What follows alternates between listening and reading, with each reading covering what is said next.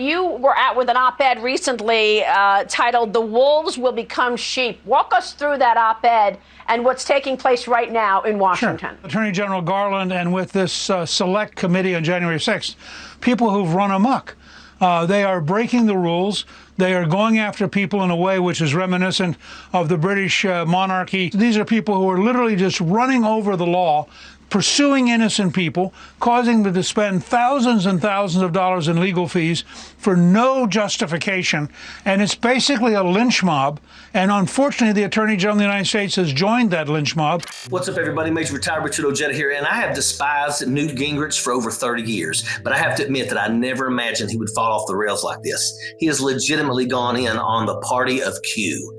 When I was enlisted in the military in the 90s, Newt Gingrich was the Speaker of the House. And when he would speak, it would irritate me. And even back then, I could tell that there was something very wrong with his vision that he had of America. He preached this nonsense of trickle-down economics and gloated about how great white America was. Now, he wouldn't use the words white America, but even back then, I could read between the lines and I knew where he was going with that. In Newt's world, there are the haves and the have-nots, and he viewed this country in a prism that I vehemently disagreed with.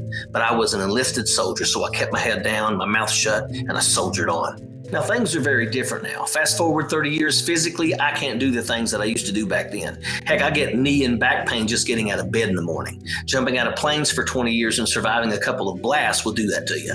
But one big change, though, is when I hear Newt Gingrich run his mouth now. I get to fire back and rip him a new one. Now I actually get paid for my commentary. And how cool is that? I'm serious. I never in my wildest dreams imagined that I would get this job, and I absolutely love it. I love speaking out when I see wrong. I love setting the record straight. And most of all, I love going after these jackaloons when they step out of line. And today, it's Newt Gingrich's turn. In the 1990s, when Newt Gingrich was running the show over at the RNC, he made it his mission to make sure that every single congressional district in the country, no matter how blue it was, had a Republican running in it. Unfortunately for our side, he was very successful at that mission. And it was that jackaloon and his lies that sunk into the very core of rural America. You see, rural America has been lied to and manipulated for 30 years, and today we are seeing the culmination of that unfold.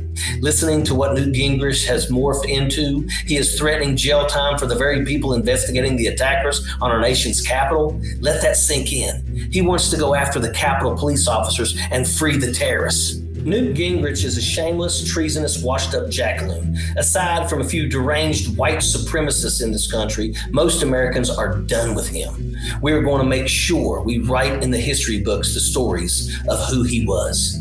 A white supremacist who defended insurrectionists and tried his entire career to silence the majority in this country. And I will never stop speaking out against dirtbags like Newt, and I hope you will all stick with me. So click on that subscribe button right now, because I'm not done ripping on this guy. Sappers clear the way, airborne all the way.